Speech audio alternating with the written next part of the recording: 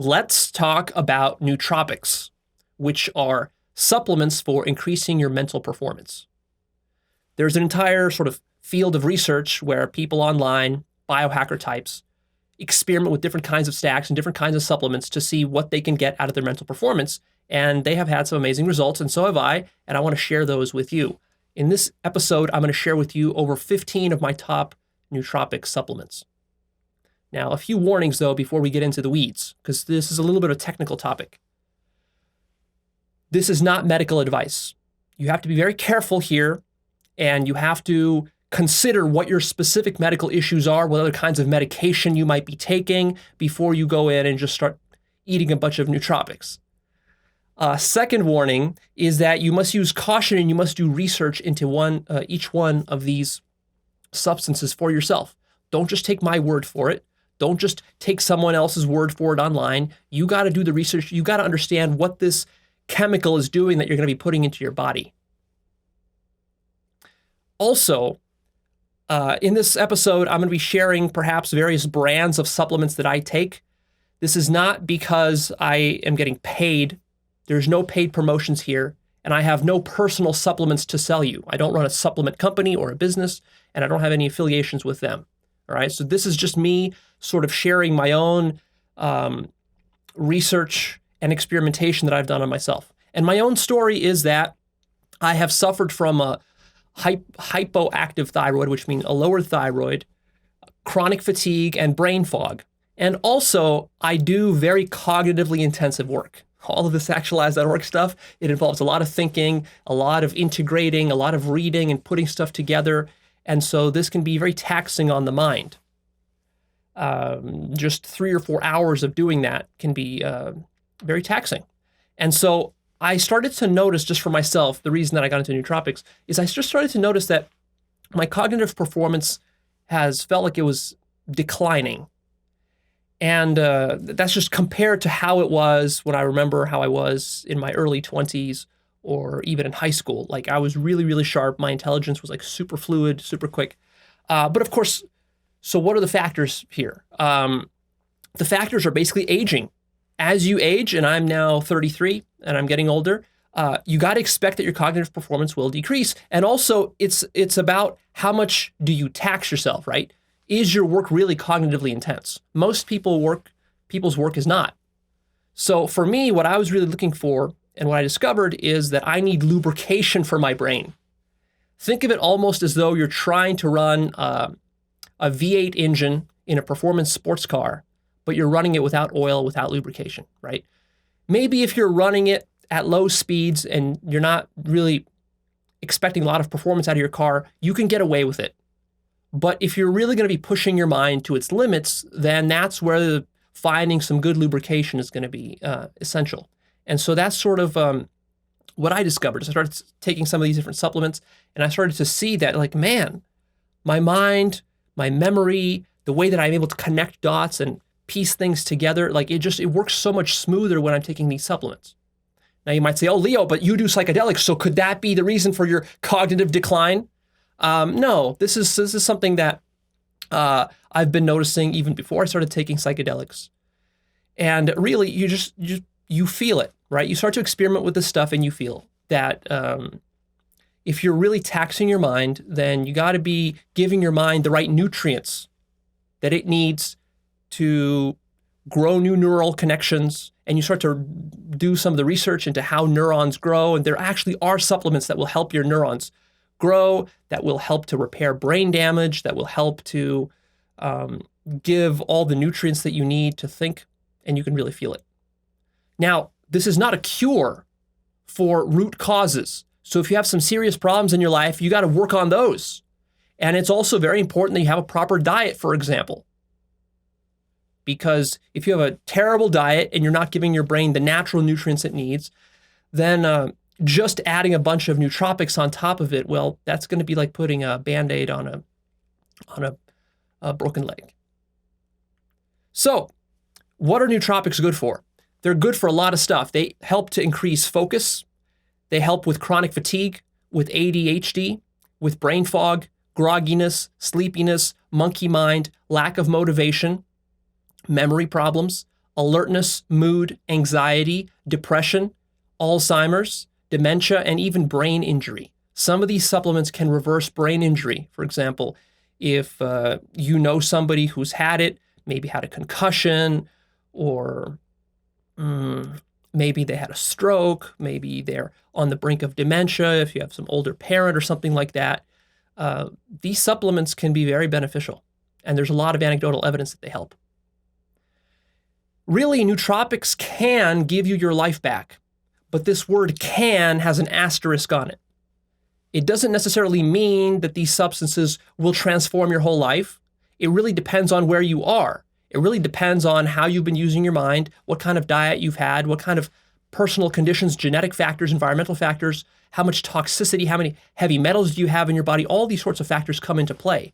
And if you're struggling with one of these issues that I listed above, like chronic fatigue or problem focusing, for example, when you're trying to meditate, maybe you're struggling with depression, this sorts of stuff, then nootropics, even though I wouldn't rely on them to cure you, for example, of your depression, you got to look for the root cause of your depression. And that's probably going to go deeper than just your diet. Although diet could play a role. Some people's diets are so terrible that that alone could be the cause of your depression. Of course, there probably are some deep-seated psychological factors as well. So you got to address those. But what nootropics can do is they can give you that extra bit of leverage that you need. Because the problem is that when you're stuck in chronic fatigue, crippling chronic fatigue, or you have just racing monkey mind, you're not able to focus on anything, you're not even able to start like a meditation practice, for example. Or you're so depressed that you're not even able to do self-actualization work and look for the root cause of your depression, right? When you're really, really stuck, that's where nootropics can be like that extra leverage that you use that can get you some functionality back that then you can use, and then you can have more energy and more, be more empowered to then go work at those root causes, which usually take months and years to fix. See? So these are like a catalyst, a little extra boost that you get. Generally, and this is something we haven't spoken much before about, is that brain health is very important to self-actualization. Because to self-actualize and to do serious spiritual work, your brain has to be functioning at its peak. How else are you going to meditate, contemplate, focus, do the work, be motivated?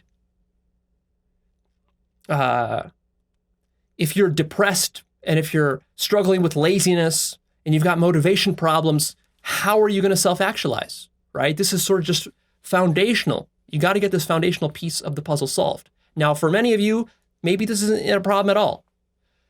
Understand that nootropics, they can take you from a dysfunctional level to a functional level, but also, if you're already at a functional level, they can take you from a functional level to a new level of mental performance that you've never experienced before. Now, it's important to understand that there's a huge variety of different brain types and personality types and genetic factors that play into this. And you have to assume that your brain, which is the hardware, and your mind, which is the software, that both of these are like two sides of a coin. They both affect one another. So how you use your mind, how you use your brain, what you feed your brain, this plays into itself, what kind of beliefs you have, this all comes together into this package. And this unit now is functioning and it's running your entire life. And this is a unique thing. No two people have the same brain and the same mind. Right? So just keep that in mind as we're going to be talking about this, because this is where the experimentation comes in. Nootropics, finding the right nootropics for you is all about experimenting. It's not about just popping pills that I tell you to pop. So, without further ado, let's get to the first number one nootropic on my list. And this is a doozy. This one is huge. This is the most important one for me and for many others who are into nootropics. This is actually a prescription pharmaceutical, and it's going to be the only one on this list of 15 plus that I'm going to give you that's going to be an actual drug. The others are all going to be supplements, natural herbs, that sorts of stuff. So the first nootropic is modafinil, otherwise known by its brand name, Provigil. There's also a slight analog or variant of it, which is even stronger, called R-modafinil, or by its brand name, Nuvigil. This is an amazing pharmaceutical.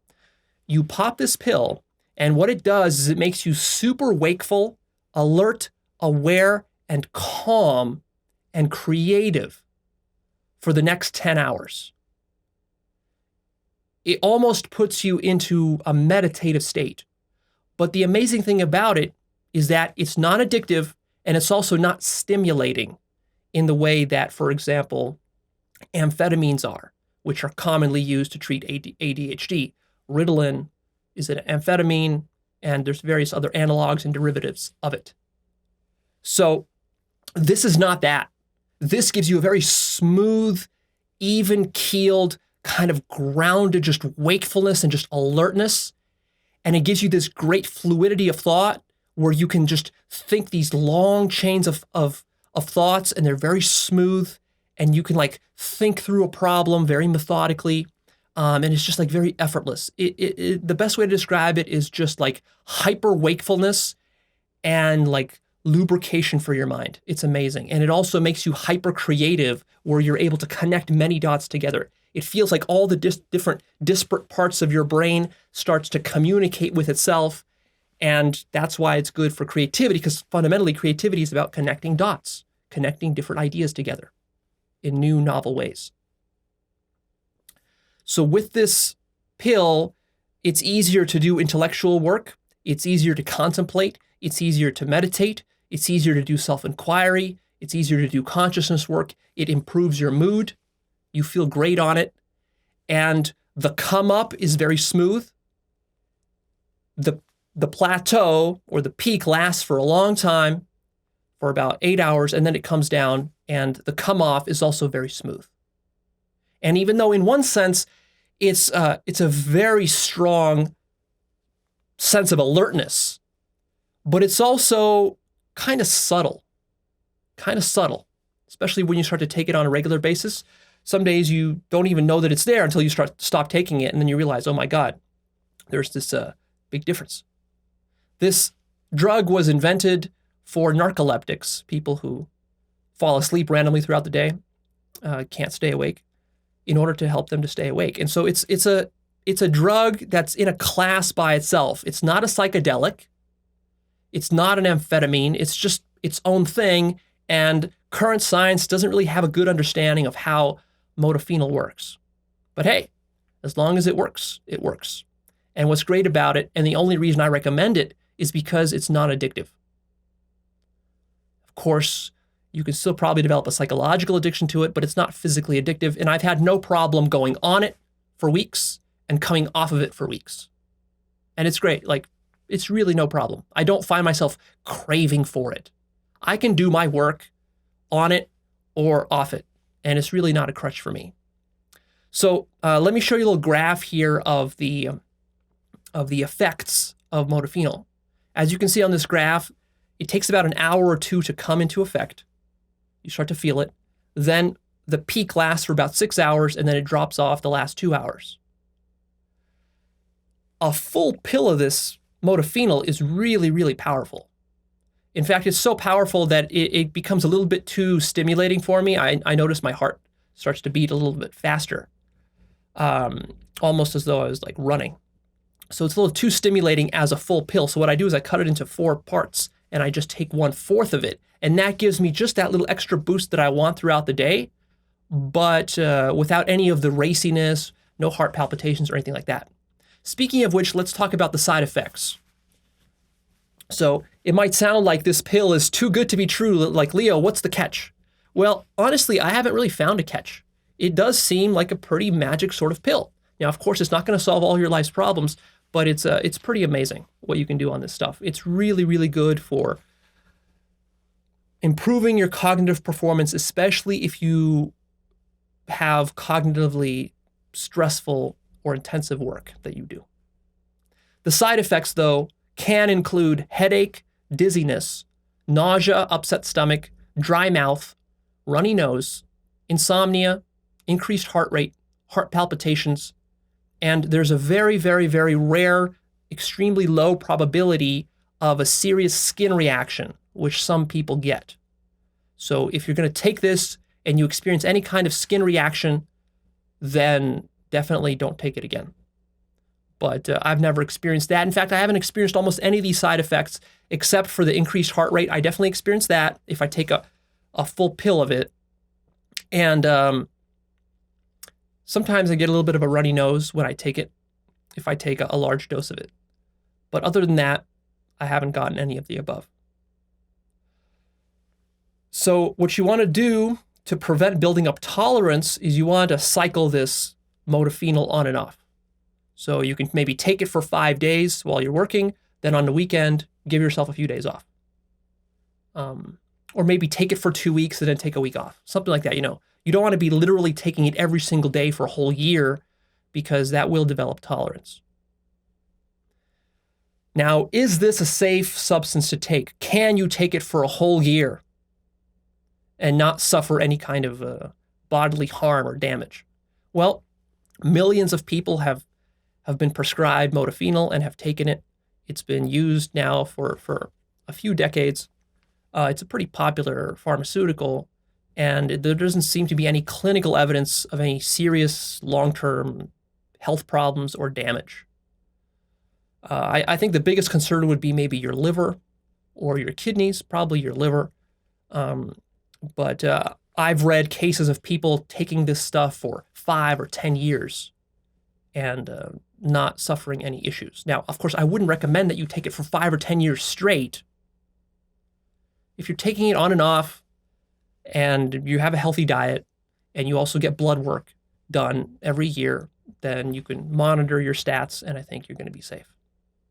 But of course, I'm me and you're you, so you gotta take into account whatever health issues you might have there, which might be complicating factors. Now, what's the difference between modafinil and R-modafinil?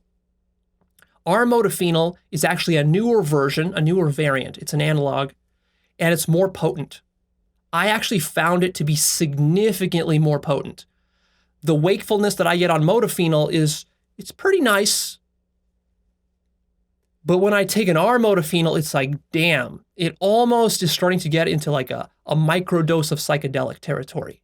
Of course, it doesn't have really like any visual hallucinations or anything like this, but just like that wakefulness and that consciousness you get, it really reminds me of a mild dose of mushrooms or LSD. Like it's really powerful. In fact, I took a fourth of it and it was so powerful that I'm like, damn, I'm not going to be using this, even a fourth of it on a daily basis because it's really powerful.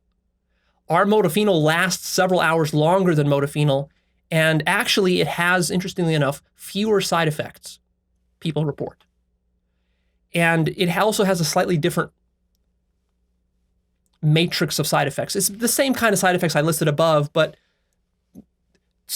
one of these variants has more of, like, let's say, headaches. The other one has more of dizziness or nausea or something. So you're going to have to experiment and see. For me, personally, the only side effect that I noticed on R-modafinil compared to modafinil is that on R-modafinil, when I take it, during that 1 hour come up where it's starting to kick in, I get a little bit of a sniffly nose.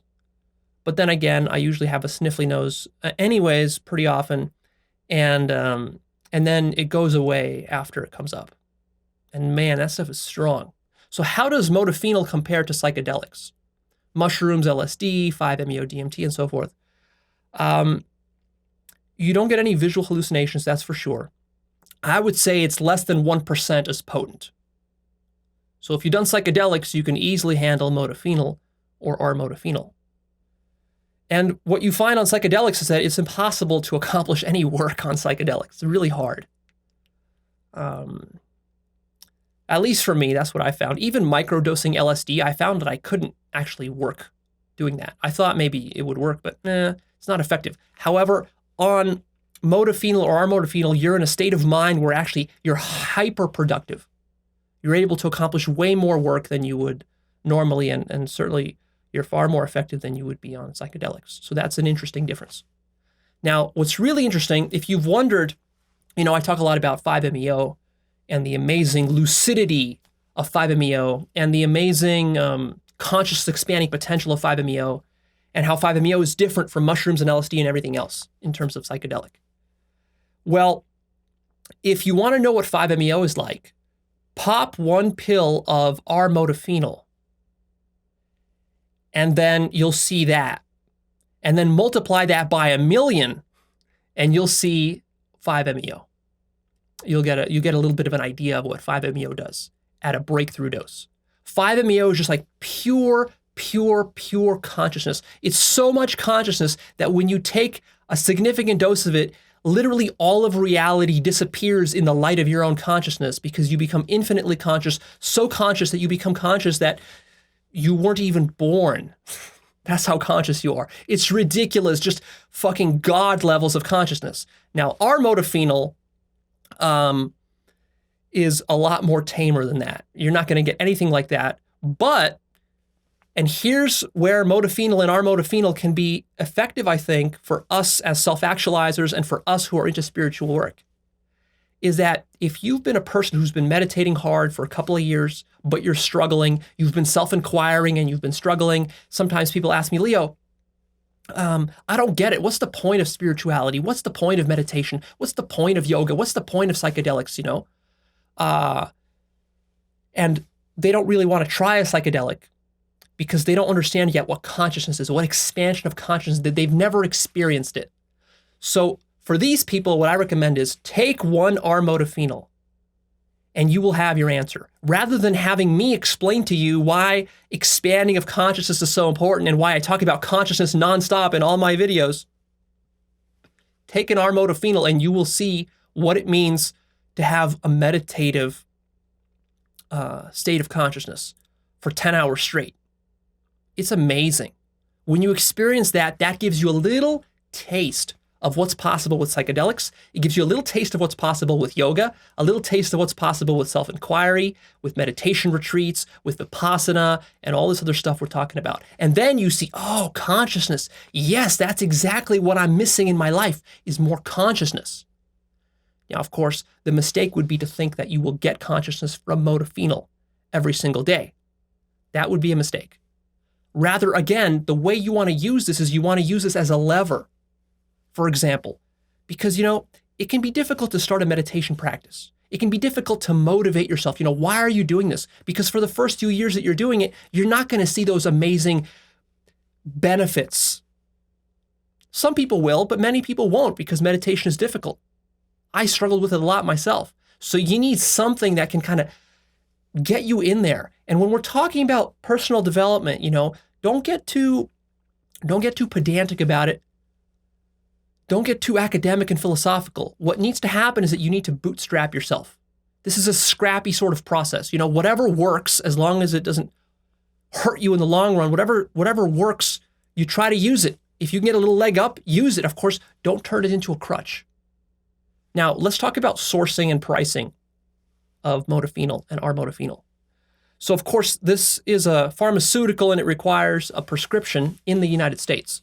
Now, I talk to a wide audience of people all around the world, so I don't know what your situation is in your country. You're going to have to check, search online for what the status is of this drug in your country. You might not need a prescription in certain countries.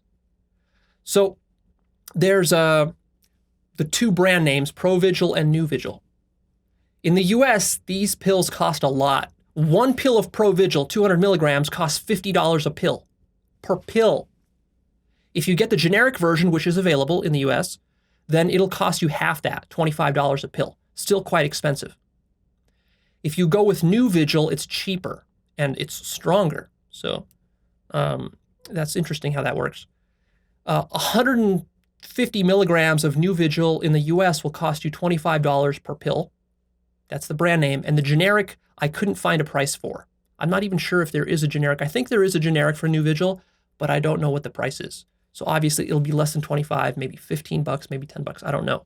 Of course, you're gonna have to check with your insurance to see if it covers you. It may not. Even with insurance, it can still be pretty pricey. Now, there's another option, which is that it is possible to obtain this from online retailers, for example, from India. I believe in India, these substances don't require prescription. Now, of course, if you're living in the US, there's sort of a gray area, legal issues, whatever. You're technically supposed to have a prescription. But again, I'm speaking to a worldwide audience here, so keep that in mind.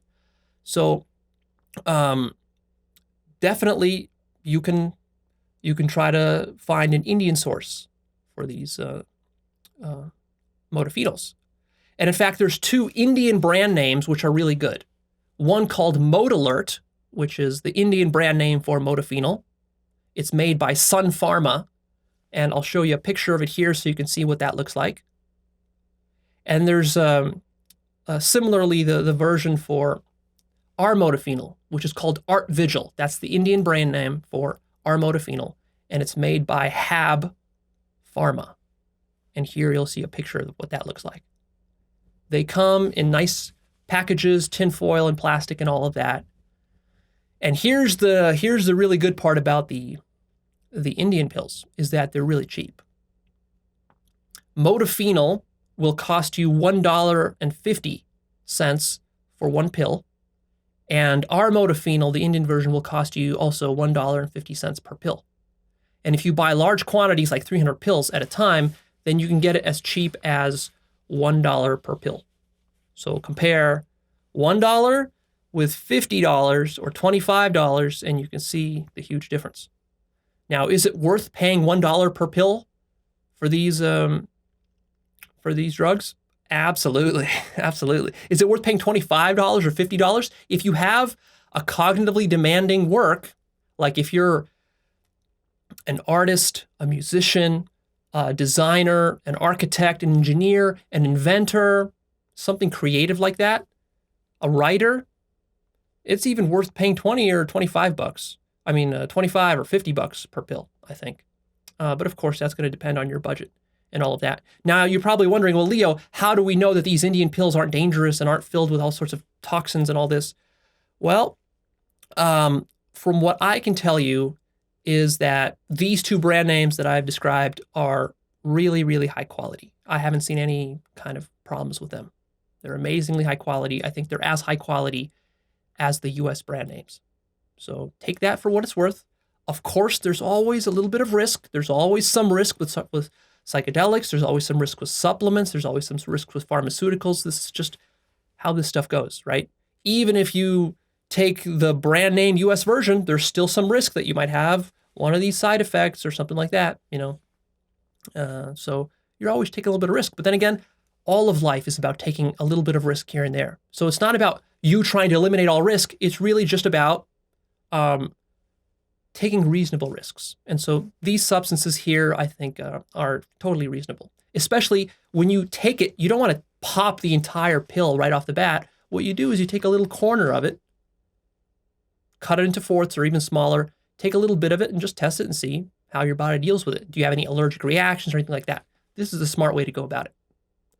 All right, so that is modafinil. It's an amazing substance. I can't tell you what to do, but for me, man, it's great. And if you're interested in the kind of stuff that I'm interested in, then I recommend checking it out. You can go to your doctor. You can tell your doctor that you're suffering for some chronic fatigue if you want to get a prescription, chronic fatigue, or you're having difficulty concentrating, you have ADHD symptoms, depression, mood problems, this sort of stuff, and your doctor should be able to write you a prescription. Okay, now let's get to the natural and non-prescription supplements. So first, what I have for you is lion's mane mushrooms. Now, no, these are not psychedelic mushrooms. They're just regular mushrooms. Lion's mane. You could take up to 500 milligrams of this. It's a traditional Chinese herb that was used in Chinese medicine for a long time. Here are the effects that it offers. It significantly increases neurogenesis and helps with brain cell regeneration. It improves memory and cognition, improves focus and alertness, clears up brain fog, reduces depression and anxiety. So if you're suffering with any of those, you might want to give this one a shot. It's natural, it's just mushrooms. You shouldn't have any sorts of serious reactions to it or any kind of complications or health issues. The next supplement is called L-theanine, and you can take it in the dose of 200 to 400 milligrams. This is a non-dietary amino acid found in green tea. So it's also rather, I would consider it sort of a natural supplement. This is a pretty powerful and foundational nootropic, and a lot of people in the nootropics community say that this is one of the ones that gave them the biggest boost. So what it does is it's a relaxant. It reduces blood pressure and heart rate. It promotes alpha and theta brain waves, which is exactly what you need in order to meditate. So usually if you're stuck in ADHD or you're stuck in monkey mind, you're in the beta brainwave frequency territory. So your brain waves are pretty quick. And what this L-theanine will do is it'll slow you down and move you into alpha and theta, which is perfect for the kind of work that we want to do. It also increases focus and awareness. And it does this without any kind of raciness. It actually relaxes you. So unlike coffee, which gives you jitters, or some sort of amphetamine like Ritalin, which can also do that, this has the opposite effect, which is exactly what you want, because that's the point of meditation. The point of meditation is to be simultaneously focused and aware, but also totally relaxed. It serves a neuroprotective function. It increases nerve growth factor, which helps your neurons grow. If you're trying to learn, memorize stuff, that's what you need. It boosts your mood and it improves cognition. It also increases neurotransmitters GABA, dopamine, and serotonin. It reduces stress, it improves memory, and it improves sleep without making you drowsy, which is a pretty awesome list of effects. So try that out and see if that works for you. A lot of people report that they get good stuff on it. The next supplement is called HUPERZINE-A, and you can take it from 50 micrograms to 200 micrograms. This is an alkaloid from Chinese club moss, which is also another traditional Chinese medicine. The effects of HUPERZINE-A are a boost in short-term memory, improvement in long-term brain health. It improves cognition, supports brain cell mitochondria. Mitochondria are the energy centers in your cells, which power your entire body. So it gives you energy. It serves as a brain antioxidant and increases nerve growth factor as well. With HUPERZINE-A, it also has an effect on the vividness of your dreams. Some people take this supplement, for example, if they're trying to lucid dream or they want to do some kind of personal development work through their dreaming, like dream work, then you can experiment with that supplement there. And for that purpose, you would want to take it right before bedtime. Whereas if you want it just for the sort of cognitive enhancement effects, then you would take it in the morning rather than at nighttime. The next supplement is called Alpha GPC. You can take this in the 400 milligram to 1,200 milligram range. This is a choline source, a more bioavailable version of choline. And choline is something that's important for your nootropic stack because it synergizes with the other nootropics that you're taking and sort of gives your brain like the raw fuel that it needs to do its work.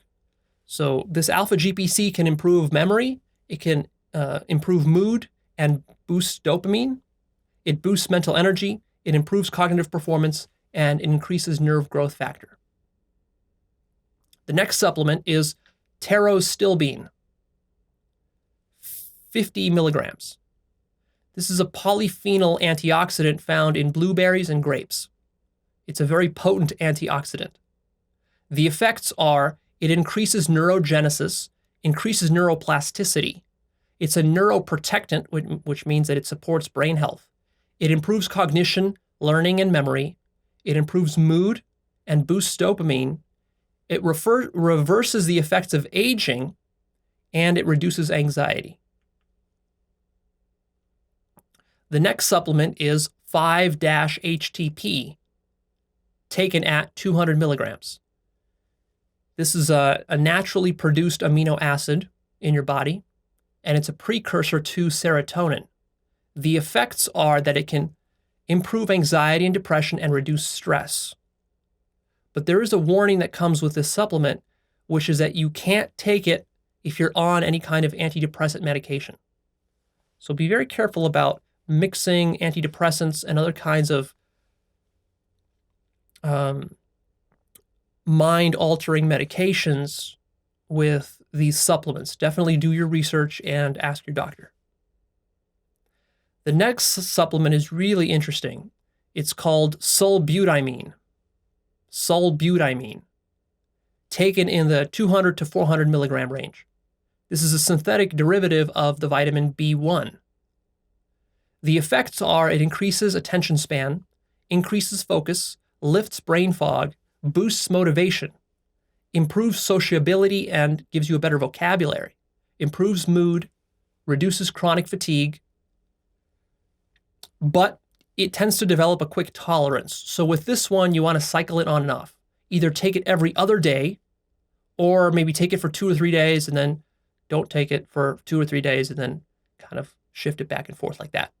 There's a very powerful stack that people have found of 3 nootropics. You combine SULBUTIAMINE with alpha-GPC and uridine. Uridine I'm going to cover in a minute here. We're going to get to it. So you take all those 3 together and there's an extra synergistic effect. I definitely noticed SULBUTIAMINE and it's pretty damn powerful. The next supplement is called vinpocetine, and you take it at 10 milligrams, and you can take it several times per day. This is an alkaloid derived from the lesser periwinkle plant. The effects are it improves blood flow to the brain, improves cognition, alertness, concentration, and mood, improves memory, reduces brain fog and mental fatigue. It's neuroprotectant. It boosts neuroplasticity, repairs damage done by stroke, which is pretty amazing, and it's anti-inflammatory. So let me just mention here, as a little tangent, these effects that I'm listing for you. Where do they come from? Did I just make this up? Is this something I got from the back of the bottle of these supplements? No, there's actually quite a lot of studies and research that have been done on all of the supplements that I'm talking about. You can go look through the research. You can find various kinds of studies. And so when I'm mentioning these various effects, positive effects that these supplements have, this is what the research is finding. See? Like, for example, when I say that it repairs damage done by stroke, they actually give this vinpocetine to stroke victims, and they see improvements relative to placebo. And same goes for all the other stuff that I've been talking about and that I will be talking about, right? Now, of course, the science is still very new. There's always new research coming out. Some of the stuff that I might be mentioning here might be outdated 5 or 10 years from now. You know, science is always moving forward, and that's fine. But the clinical evidence shows the things that I'm mentioning, but also it seems like there's a lot of anecdotal evidence from people who take these substances and share their stories online, writing testimonials and reviews and stuff like that. Now, some people say, oh, Leo, but how can you trust testimonials and reviews? After all, they're fake or they're just anecdotal. You can't trust anecdotal. You misunderstand anecdotal. Anecdotal evidence is actually some of the most important and reliable evidence. Now, of course, a lot of people can make shit up, but that doesn't diminish the validity of anecdotal evidence. In fact, I hold anecdotal evidence when it comes to substances, psychedelics, pharmaceuticals, in much higher regard than I do, for example, double-blind, placebo-controlled laboratory studies. Why? Because you would be foolish not to. Because by definition, these highly clinical technical studies, they're very expensive, they're very limited, they're very narrow in their scope, and science is very conservative. That means that a lot of the benefits and stuff that these substances can do, science isn't admitting yet. Why? Because it's got a strong filter. You see, that's sort of the upside of science, is that it has a strong filter, but also the downside of science is that it has a strong filter, which is why we need more people, for example, taking psychedelics and taking various kinds of nootropics, and then as objectively as possible, describing all the effects that they're experiencing. And that's how you really know that something works for you. You test it yourself. You don't go to some scientist to tell you. Because see, the problem with these clinical studies is what they do is they work with averages. Scientists are not interested, for example, in helping you to increase your performance or to attain enlightenment or to become extra meditative or anything like that. All they're really interested in, for the most part, is helping dysfunctional people getting to a functional normal level. That's mostly what their studies are designed to show. So, for example, they'll take some stroke victims and give them some vinpocetine or whatever, and then maybe they'll see some improvement. And they'll say, okay, good, so it helps with that. Okay, that's great, but that tells me nothing about how this can help me with my meditation practice, with consciousness work, with enlightenment, with self-actualization, with other stuff like that, with lucid dreaming. There's all these different factors. And it's going to take science maybe 200 years to research all that shit. I'll be dead by then, and so will you. And also, look, the way that these studies work is that they take large averages. So, for example, they might give this pill to a sample of 1,000 people. Now, out of those 1,000, it will help 100 people a lot. And the other 900 people, it will have no effect on. But what these scientists will do is they will just average that out. So if you take this as a ratio, 1 out of 10, that's not a very good ratio. And so they'll say, oh, this is not a very effective substance. But this is completely irrelevant when what you are looking for is you're looking for a substance that's going to help you with your particular issue. See? So because we have so much variety in our personality types, in our brain types, in our mind types, in our genetics and all of that, you shouldn't expect any one substance to work the same across 1,000 people. And it doesn't matter to me if a substance works on 99% of people or only 1% of people, so long as I'm in that 1%. But generally, scientists don't really care much about this because they're looking at very broad averages, which is not what we care about. What we care about is that if I have chronic fatigue, or if I have brain fog, or if I have trouble concentrating, or if I have some sort of issue, depression or whatever, I care about finding any kind of solution that I can that will help me with my issue. That means you got to test it yourself. All right, let's move on. The next supplement is called NALT, all capital, NALT, which stands for N-Acetyl Tyrosine. You take it in the 300 to 500 milligram range. This is a highly bioavailable form of the amino acid L-tyrosine. Its effects are that it will improve cognition, improve memory, improves mental stress, boosts mood, boosts neurotransmitters, and it's especially good for ADHD. And it's commonly paired by people who have ADHD with their ADHD medication, Ritalin or whatever else they're taking. And it seems to have a certain synergistic effects. But of course, you want to research that and check with your doctor to make sure you don't get into trouble. It has a tolerance, so this one you want to cycle as well. The next supplement is called phosphatidylserine, taken at 300 milligrams. This is a naturally occurring phospholipid in the brain cell membrane. So your brain cells, neurons, that's mostly what your brain is made out of. It's made out of fat, phospholipids, which create the membranes. And there's myelin sheaths going around all the neurons in your brain. And actually, when you develop new skills and you learn new things, what's happening physically inside your brain is that extra myelination, extra layers of fat are being grown around every neural connection that strengthens that connection. And that's how you build new skills, new habits, and so forth, right?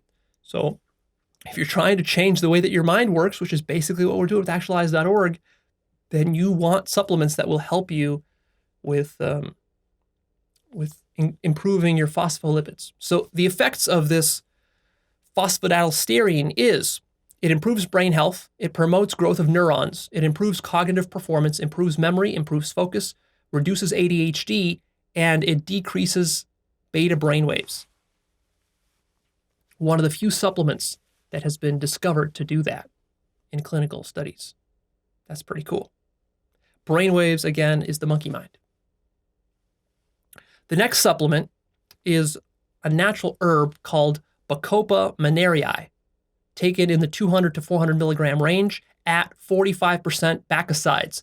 Now, what is these 45% bacosides? This is like the active ingredient or alkaloid, I assume, that they extract.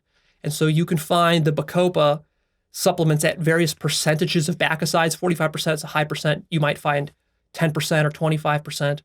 So if the percentage is lower, you're going to have to take a bigger dose, is what I mean. Now, this bacopa is a traditional Indian adaptogen herb that's been used for a long time in southern India. And actually there, it's called Brahmi. Brahmi as in Brahman, the absolute. As in Brahman, the Brahman class, the highest Indian caste system, which are supposed to be the gurus and the yogis and the ones who study the scriptures and the sutras. So they call it Brahmi. So that tells you something right there. Actually, various Indian gurus and yogis have been taking this herb to help them with improving their memory so that they can memorize very long mantras and various kinds of chants, which tend to be very complicated and contorted and arcane. So this herb helped them with that, which is why they called it Brahmi. And then, of course, by doing these chants, by memorizing them and doing them, they then attain enlightenment and various altered states of consciousness, which is why they call it Brahmi. So the effects are, it's described as a natural Adderall. It reduces ADHD. It improves cognitive performance, improves learning, memory, and focus, and it reduces anxiety. But what's interesting about it is that it has sort of a short-term effect and a long-term effect. The short-term effect, if you start to take it, it kicks in immediately, and this reduces anxiety. The long-term effect of taking bacopa, if you take it for 4 to 6 weeks every single day, that's when you get the memory improvement effects, and those effects tend to last for a long time. So if you take it for 6 weeks and then you stop, those effects of improved memory should last, I don't know how long, but for longer than just one day, probably for weeks, maybe for months. So if you're having memory issues, then you might want to consider this. You'll have to experiment with it. I haven't taken it for that long to see if it really does improve memory. You'll have to experiment with that yourself. Because personally, for me, memory is not really the reason that I take these substances. I take it mostly for the immediate enhancement in my alertness, in my awareness, and in my focus ability. Not for the memory. My memory is pretty good. Also, you have to take into account that your age plays an important part here. For some of you who are young, in your early 20s or early 30s, you might take some of these supplements and they might not really do much for you. And you might think, oh, they're just a waste of money and nothing happened. Well, that's because you still have a very young and well-functioning brain.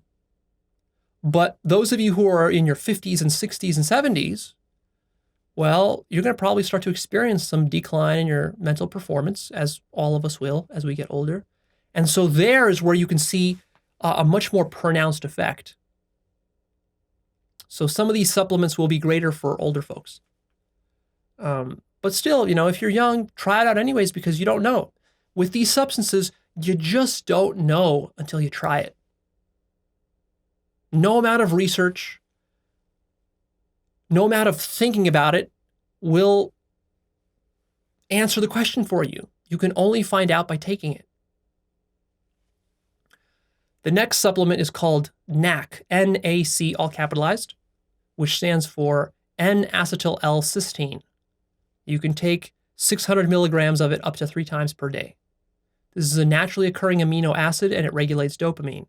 It's a precursor to glutathione, which is an important substance for your immune system. In fact, I love taking NAC whenever I'm feeling a cold or a flu coming on, and it helps me to deal with that. It's sort of like an antioxidant, and it helps with increasing the immune system.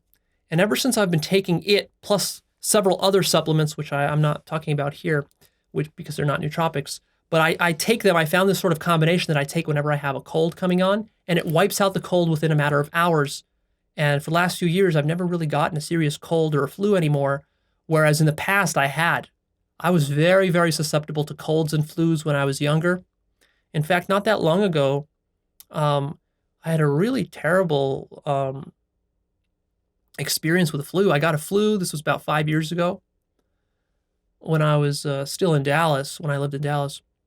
And I got such a high fever that I went to the bathroom to take a piss. And I was standing there pissing. And I started to feel like super, super dizzy, so dizzy that I actually lost consciousness as I was standing. And it happened so quickly that I hit my forehead on the counter. There's like a counter over my toilet. I hit my forehead against that, and there's a little scar here still on my skull from that. And then I just blacked out. I don't know for how long, until I remember I just woke up, like coming back to life. It was a really eerie experience, unlike anything I've ever experienced in my life. It was the only time in my life that I fainted. I came back, and what happened was I wasn't near the toilet.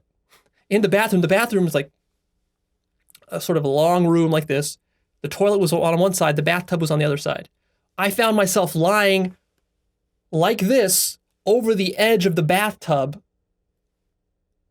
with my back and my spine arched over the tub like this, my feet here towards the toilet and my head inside the bathtub. The bathtub was empty. There's no water in it.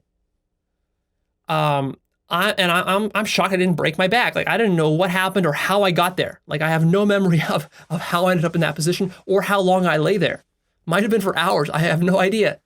But it was like the most eerie sensation of coming back to life. It was almost like my mind and my brain were just like rebooting itself and giving me like a second chance at life. That's sort of like what it felt like. It was very odd. I felt like I was the Terminator in Terminator 2 coming back online after he got his like spine destroyed, and then he came back online, rebooted itself with a second CPU sort of thing. It felt like that. Very, very freaky and scary experience. Yeah, so flus are no joke.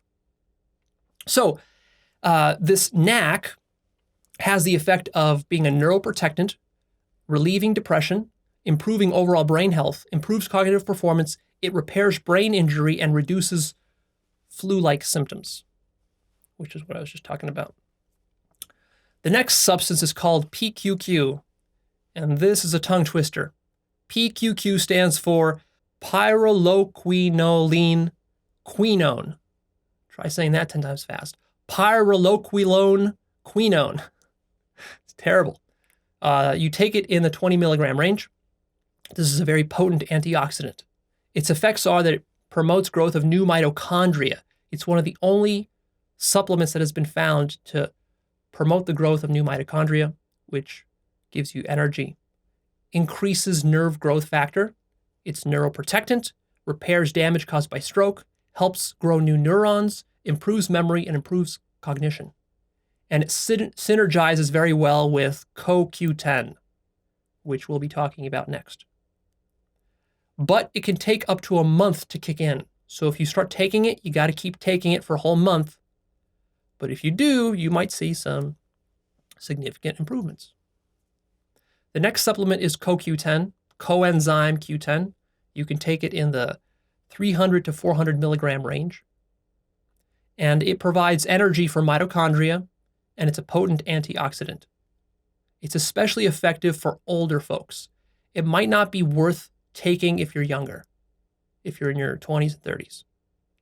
But for older people, this is great. The effects of it are that it protects brain cells, boosts brain energy, reduces depression, reduces fatigue, increases mental clarity, and it has various anti-aging and positive effects on your cardiac system. A lot of people take it, I think, when they have blood pressure issues and heart issues as they get older. The next supplement is uridine, taken in the 150 to 300 milligram range. Uridine is one of the 4 base pairs found in DNA and is produced naturally in your body. The effects of this supplement are it boosts the release of dopamine and it improves mood. It's got antidepressant effects when paired with fish oil. It boosts cognition, it's neuroprotectant, and it improves memory. Uridine is good to stack with alpha-GPC, fish oil, and sulbutamine. The next supplement is a classic, Ginkgo biloba. You can take it in the 120 milligram range. Ginkgo biloba is a Chinese tree. This is a traditional Chinese medicine that has been used for thousands of years. The effects are that it increases blood circulation in the brain, which is very good, improves memory, cognition, learning, and alertness. It's got neuroprotectant functions. It boosts mood, reduces stress, and helps repair brain cells. Ginkgo biloba usually requires several weeks of continued use before you start to see the effects. And then the last two supplements I'll give you, I wouldn't really call them nootropics per se, but they can help, which is fish or krill oil taken in the 500 to 1,000 milligram range, and vitamin D3 taken in the 3,000 to 10,000 IU range. Vitamin D3 is especially important. A lot of people these days have vitamin D3 deficiencies that they don't even know about. Make sure you go to your doctor, ask for a vitamin D test. It only costs $50, $100. You can get this blood work done, and they will tell you your vitamin B level. This is important for your immune system and also for the functioning of everything in your body and your overall health. And with vitamin D3, it's not enough to just be on the low end of the range. There's like a recommended range. Chances are that even if you have a sufficient amount of D3, you're still on the low end of the range. You want to push that higher to get yourself sort of in the middle of the range, which is what's optimal. Remember, we're not just interested in becoming functional, we're interested in becoming optimal, right? So that's a different kind of goal. Most doctors, if you go to a doctor for advice, they only give you advice for dysfunctions to get you to normal. But normal ain't great. Normal is just like pretty mediocre. You want to get to optimal. So take that into account. Now with vitamin D3, you usually have to take it for a long time, 3, 6, 12 months sometimes, especially if you're very deficient. You have to take it every single day for that long so that it builds up in your body. Especially if you live up north and you don't spend a lot of time out in the sun, then you're likely to have vitamin D deficiency. So make sure you check that out. Now, all of these supplements that I listed, not only is there various kinds of clinical research you can find on it, but there are hundreds and hundreds of 5-star Amazon reviews about these substances. Now, again, you might say, oh, Leo, but the reviews are fake and they're all paid for. And how can you really trust other people online and all this sort of stuff? Look, just go search for these substances, look and read the reviews. Some of these reviews are amazing. They're very genuine. People write their whole life stories and how these substances have transformed their lives. Of course, some of them are fake, some of them are paid for. But I still think that a large majority of them are still genuine, and people give really high praise to all these various supplements that I mentioned above. Now, that doesn't mean in and of itself that this is going to work for you exactly like it did for all those people, because people are different. But at least what this shows you is that this stuff has been field tested by thousands and millions of people, and with some great results. Now, I take these nootropics in the morning with a banana. You definitely don't want to take them on an empty stomach because they'll make you nauseous. But with one banana, it's fine. Do I take them all? Sometimes I do like pop 20 pills. Sometimes, not always. I can go weeks without popping anything. But then sometimes I'll take 20 of them. Or of course, I build up to it. I don't just start taking 20 right off the bat. I experiment individually, then I combine them, make a stack, so forth. And then sometimes I'll only take 5 or 10. So I'm still always experimenting with this stuff. My experimentation is not complete. I also will take modafinil and R-modafinil early in the day with my banana in the morning, because if you take it too late in the day, in the afternoon, it can be difficult to sleep. So keep that in mind. But I'm actually able to nap. I'm a good napper. I'm a good sleeper. I'm able to nap even on modafinil, at least a fourth of one. I can take a fourth of modafinil. A few hours later, I could take a nap. I'll wake up. It'll still be there. The effect will still be there. And then I'll just get to work or do whatever I need to do.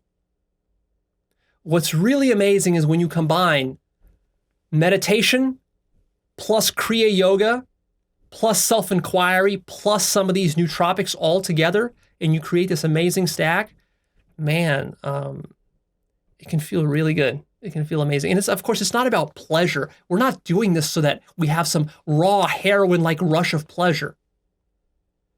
It's just about you become hyper alert and conscious, and that in and of itself is the greatest pleasure. I recommend that you try to buy the highest quality brands, organic. Don't be cheap with your supplements, especially if you're going to be taking them for years at a time. You want to make sure that they're pure and that there's no weird additives in there and they're not cutting corners. And sourcing the chemicals from the cheapest places. Here are some substances to avoid. I recommend you avoid adrophenol. This is yet a third analog of modafinil, as if this wasn't complicated enough, called adrophenol. You can buy this stuff, I believe, without a prescription online in the US. But the problem with it is that it heavily taxes your liver, and so it's not healthy to take regularly, and so I would avoid it. If you want to try modafinil or armodafinil, that's fine, but don't do adrophenol. The next thing I would avoid is racetams. Racetams is a whole class of various substances like aniracetam, piracetam, and others. They're pretty potent. They're one of the most potent nootropics out there. I didn't really mention them, though, because I don't recommend them, because I've tried them myself, and what I feel is a very kind of stimulating effect. It doesn't feel healthy. It feels a little bit dirty. I get heart palpitations. I get weird dreams on these racetams. And it doesn't feel like it's a sustainable thing that you want to take. Go with the more healthy options, especially when you have access to modafinil. Why would you need to mess with racetams? Doesn't make sense. I would also avoid antidepressants. A lot of people take antidepressants. Antidepressants cause a lot of damage. Collectively, thousands of people every year die or commit suicide from antidepressants. They're extremely addictive. Once you start them, it's very difficult to get off them. You have to slowly wean yourself off. That can be challenging. They present all sorts of weird side effects, erectile dysfunction, lowering your sexual mood, and all sorts of other weird stuff. You just don't want to deal with this stuff. I would recommend that if you feel depressed, before you go to antidepressants, go through an experiment with all these other supplements and modafinil and see how that works for you. And if that still doesn't help you with your depression, then maybe as a last resort, turn to antidepressants. And if you're already on antidepressants, be very careful. You can't just cut them off cold turkey. You have to wean yourself off, so talk to your doctor about how to do that. And ultimately, if you're on antidepressants, your long-term goal should be to wean yourself off of antidepressants. Because what are you going to do? You're going to be on them your whole life? You're going to be suffering from all these side effects? No, you need to address the root issue. Antidepressants almost never address the root issue. Chances are your depression has to do with various kinds of trauma that you've experienced and various psychological factors, and not just purely a chemical issue. Although, people vary. So if you need antidepressants, by all means, take them. Just be very mindful that you probably don't need them. And there's probably better solutions out there, but that you haven't really tried them yet. So I encourage you to experiment. I also recommend that you avoid stimulants and amphetamines, Adderall, Ritalin, and this sort of stuff. Just too many complicating factors with them. It doesn't seem sustainable to me. I recommend you avoid caffeine. It builds up tolerance pretty quickly anyways, and it becomes a crutch. And I recommend that you avoid weed. Now, some of you can get away with using weed once in a while for spiritual purposes. If you can, great. The problem with weed is that it tends to be addictive for many people. It becomes this chronic thing that they do, a sort of escape. They're not really using it to grow themselves. They're just using it to get lazy. And they're not really using it for spirituality. If you want to use a substance for spiritual purposes, there are much better substances than weed that don't have addictive potential. So I would avoid that one. Now, I never, ever recommend habit-forming substances. If you're trying to sort of reconcile in your mind and you're thinking maybe, well, Leo, you're being a hypocrite because here you are for psychedelics and crazy stuff like 5-MeO-DMT, but then when it comes to weed or to caffeine or to antidepressants or something, you're against it. So what's this all about? Well, it's very simple. Psychedelics are not habit forming. That's it. That's a super important factor.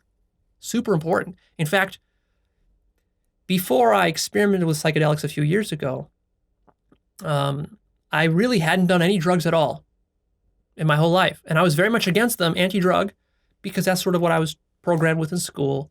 And in school, they sort of brainwash us to believe that all drugs are addictive and bad, like heroin and crack and meth. So when I discovered, though, that psychedelics are not addictive, at first I didn't believe it, but then I read a little bit further and I realized, oh, yeah, this is true. And then I actually tried it and I realized, oh, yeah, of course it's true. It's not addictive at all. Then that completely changed my understanding of psychedelics. See? If they were addictive, I wouldn't do them. That's a super important point. For example, ketamine is a dissociative / psychedelic, which does have an addictive habit-forming potential, and it can also damage certain organs in your body. And so I have no interest in taking ketamine, for example, even though it has some powerful psychedelic effects, and people report various kinds of K-hole enlightenment experiences and all sorts of crazy shit on it. It'd be interesting to try that, but it just doesn't seem like it's worth the risk when I've got all these other options, like LSD or mushrooms or DMT or something like that, or even modafinil.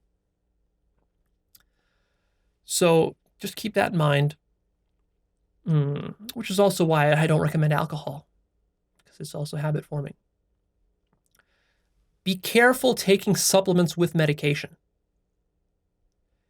Be careful taking supplements with psychedelics. If I'm going to be taking a psychedelic, I'm not going to be taking my whole stack of 20 fucking pills in the morning, because I don't know what that's going to do to my trip. Got to be very careful. If you're going to be combining nootropics with psychedelics, at the very least, you got to do it one at a time. Like you take one nootropic and one psychedelic, combine them together, see what happens. Is that safe? Okay, maybe it is. Then add a second one, try that. Add a third one, try that. But still, I mean, you got to be careful, and you are taking potential risks there. It's when you start to mix substances that stuff can get wacky, because substances can have weird synergistic effects. You can have 1 + 1 add together, and it doesn't equal 2, it equals 11. So you got to be careful. You know, if you take some LSD and then you combine it with some supplement that like increases the blood flow to your brain, I don't know what that'll do. That might triple the intensity of your trip, and that would probably get you into some hairy trouble. So be careful. You must test your nootropic stack. Gradually build it up. Don't just take 20 pills at a time. Remember that different things work for different people. Don't blindly copy others. Just because someone has some stack that they came up with that works for them doesn't mean that's going to work for you. I recommend that you only go into nootropics if you're willing to do the research and to experiment. That's fundamentally what this is about. And that's part of the interest and the appeal of all this. And this is really the foundational principle of Actualized.org is self-experimentation. Not in a dangerous way, in a responsible, wise way. By first doing research. Figuring out whether this really might work for you, and then, only then, testing it out, and testing it out in small doses and then increasing your doses, right? That's the essence of experimentation. And this is really no different than how it was done 5 or 10,000 years ago by ancient medicine men who still live today in the rainforests, You know how they would test various herbs and poisonous plants and stuff? They would take a leaf off of it, a little leaf. They wouldn't just start to consume the plant or just eat a bunch of berries that they found in the wild. They would take a little leaf or a little piece of the berry and they would rub it on the inside of their lip, for example. Or they would scratch their skin here a little bit until they got a little bit of redness. And then they would rub the leaf and the juice of the leaf into that little open spot or little scratch on their arm. And then they would see, does that cause inflammation? Does it cause irritation? Does it turn red and swollen? If it does, then that means that's a dangerous substance. They wouldn't take it. See? So you got to test this stuff. Got to be intelligent about it. There are lots of nootropic forums online, communities of people who come together into a sort of hive mind and talk about their various experiences. You can go to those forums and figure out what kind of stacks people have and find other kinds of nootropics. By no means is the list I gave you above comprehensive. There's probably dozens more that I haven't talked about, that I haven't experienced, that I haven't even researched yet, that I might in the future, and you might too. Also, I recommend you go on Amazon and read reviews for all these various substances. Read people's stories. It can be very inspiring It can be encouraging. It can be illuminating. People share all sorts of interesting ideas within those Amazon reviews. Now, a word about the cost of this. How much is all this going to cost you? Well, I would be prepared to invest $500 at least into researching nootropics. That would allow you to buy maybe 15 or 20 different bottles, and then you can try those out. Is it worth it? You might say, Leo, $500 on all these stupid supplements. What if it's just a scam? What if it doesn't do anything for me? Hey, look, I mean, of course, it depends on your budget. For some people, $500 is a lot. For me, it's nothing compared to the long-term potential value that I could get from doing this research. The way that I think of it is like, well, I can buy this bottle for $30. Maybe it does absolutely nothing. I lost $30. Okay, not a big problem. But maybe it really helps me. Maybe it improves my work performance. Maybe it allows me to meditate better. Maybe it allows me to lucid dream. Maybe it allows me to, self-inquire deeper, or it helps me with my chronic fatigue or something. And then if I find that one supplement that works for me, I can use that and rely on that for the rest of my life, for 30 or 40 years. And so that's certainly worth, for me, the risk of losing $30. But again, I don't know where you are at. If you're short on money, then probably researching nootropics is not the highest priority for you. You probably have bigger fish to fry, which is why you do want to become financially independent, get your money situation in order so that you have a little bit of an extra disposable income that you can use for all these kinds of little experiments that we do. And that's what makes this whole journey fun, is that you do get to try new stuff out. That makes your life exciting. All right, now let me give you a long list of warnings about potential red flags here. Do not, or rather, I should say, these nootropics are not a replacement for poor diet. Make sure you fix your diet. These nootropics are not a replacement for poor lifestyle. Make sure you are living a healthy lifestyle and you're improving that every year. These are not a replacement for sleep. Make sure you're getting your 8 hours of sleep every day. These are not a tool for workaholism. If you're a workaholic and you work 80 hours a week and you're pushing yourself and cramming all the time and doing all this is unsustainable. This is an unhealthy, poor lifestyle. You've got to fix that. No amount of nootropics is going to help you there. In the short term, it might seem like they will, but in the long term, you're going to burn out and you're going to face a health crisis. So watch out. Also, I don't recommend using nootropics for cramming in college and in school. I think you need to develop high-quality study habits if you're going to be going to law school, medical school, or you just want to ace some exam or something like that.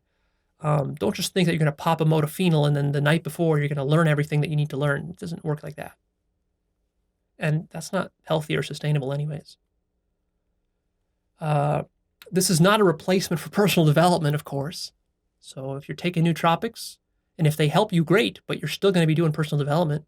This is not a replacement for shadow work, especially if you have depression, anxiety, these deeper seated psychological issues. That requires shadow work. These supplements are not going to help you to overcome some trauma you had in the past, or to, overcome some deep-seated anger issue that you have, or bitterness towards the world, or mother-father issues, all this sorts of stuff, the stuff that you repress in your subconscious mind, that requires real work. This is also not a replacement for spiritual practice. So if you think that you can just build a nootropic stack and maybe use our modafinil, and now you don't have to meditate or do yoga anymore, well, you've completely misunderstood the point of what I'm talking about here.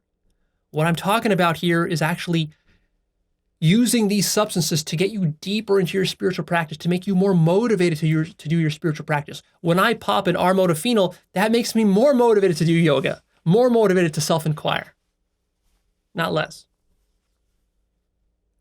Make sure you get annual blood work just in case, to monitor your liver function, your kidneys, your blood nutrients and vitamin levels and all of this, just to make sure that you're within the safety zones on all the different ranges and nothing is getting out of whack. That's pretty much it. I will, though, post a link on my blog with a good nootropics forum that I like. And if you want to delve into this topic deeply, you can go to that forum and check out different people's stacks and so forth. So that will be available on my blog after this episode is released. So go look for that. And speaking of forums, Actualized.org is also available. And of course, since I now have introduced this topic of nootropics, I expect that people will be interested in it, and there will be a lot more talk about it on my forum. And I hope that just like people do trip reports on the forum, they will also write their reports and experiences with various nootropics that they use and the different stacks that they develop. And so on the Actualized forum, I hope that we will actually get maybe a little section going about nootropics over the years. And in a few years, hopefully we'll have a lot of different kinds of reviews of different supplements and all this sorts of stuff. And sort of the hive mind will come and work on this problem, and people will introduce new types of nootropics, new types of stacks. And so that will be interesting. So if you're really interested in it, then you can come participate on the forum and be a part of that. Okay, that's it. I'm done here. Please click that like button for me and come check out Actualized.org. That's where you'll find my blog, the forum, my book list, the life purpose course. And the last thing that I'll say is that if you make the commitment to this entire journey of self-actualization and you stay with me and you watch every episode, every week that I release, you will experience new facets of reality that I will introduce you to that you had no idea existed before. For example, I'm sure that for many of you, you didn't know what nootropics were, or that was even a thing, or how it could possibly help you. Or even if you did know about it, it was just, maybe you knew the word, but you didn't really know what it could really do for you, or how to go about extracting its full benefits. So one of the most important things that I offer you to those people who stick around and follow my content on a regular basis is that as you watch every episode, even if you don't think the episode is going to help you immediately with some burning problem that you have, keep watching it. Because inevitably, I'm going to introduce you to more and more facets of personal development that you never knew existed. And if you stick with me for 2 or 3 years, in that time, I will introduce to you at least 1 or 2 facets that will revolutionize your whole life. The trick is that you don't know which facet it will be. Hell, I might not even know, because I'm always researching and finding new stuff, and the thing that I'll present to you 2 years from now that will change your whole life, I don't even know about it yet. I might just discover it 1 year from now. You see, that's always really been the case. I'm always researching stuff. I'm always keeping it fresh. It's not just going to be a rehash of non-duality material over and over and over again. Of course, we still have a lot of non-duality stuff to talk about, but I will be introducing new facets, new subdomains of personal development, very foundational stuff about your health, stuff about relationships, stuff about how to improve your personality, how to be more charismatic. So like all this stuff is going to be there, and it's all coming. And what you want to do, most importantly, is you want to make a commitment to the exploration process. Become an explorer. Become an experimenter. It's only by taking on that attitude that you get to discover amazing things. For example, if I didn't take on that attitude, I would have never discovered yoga. I would have never discovered 5-MeO-DMT. I would have never discovered brain training. I would have never discovered like so many things. And even right now, I have a list in my mind of stuff that I haven't even shared with you yet. New facets and new techniques and new substances that you've never heard about anywhere, almost anywhere, that will be amazing and life transforming for some of you. Not for everybody, but for some of you. Because, different ones of you need different things at different times in your life for your development. For example, I still have yet to share with you an even more powerful psychedelic that I found than 5-MeO-DMT. Nobody knows about it. Virtually nobody knows about it. Not even online, not even in psychedelic communities do they know about it. And yet I discovered it. And I'll share that with you in the future, and I'll share a lot more. But what you have to be a little careful with here is be careful not to judge my videos just by the titles alone. I often don't create the sexiest video titles. I don't try to clickbait you. And I don't try to release content that's appealing to a mass audience. So what that means is that sometimes I release a little bit kind of an esoteric video with sort of a weird title, and you're not sure what this title will do for you. You might think like, oh, this is not going to help improve my life. But if you actually watch it, it will completely change your whole life, right? So you have to be a little bit careful about judging books by their cover here. Because the truth is that you just don't know what really will change your life and what won't. A lot of the stuff you think you need that will change your life completely actually is all bullshit. Whereas the stuff you don't even know exists yet, that's the stuff that you really need. And where are you going to hear about it? Are you going to hear about it on TV? Are you going to hear about it on Facebook? Are you going to hear about your friends talking about this? Are you going to hear it from your coworkers, from your university professor, from your mom, from your dad? Fuck no. I've already talked about this problem in my episode called The Deep Problem of Marketing. That's actually a very important episode that many people didn't watch because they think that marketing is not important. It's extremely important because how else are you getting your information? The only things you know about, do you understand this? The only things you know in your life have come into your awareness predominantly through marketing. If it isn't marketed in your culture, you fucking don't know about it. Let that sink into your skull, how significant that is. All of your ideas about what's possible and what's impossible in life, about how good life can be, about spirituality, about personal, all of these ideas you have, they are all utterly grounded in the center of gravity of your culture and the marketing of the culture that you live in. And what's the center of gravity of our culture? Well, in America, in most first world countries, it's biodynamic stage orange, which is a pretty low level of development and consciousness.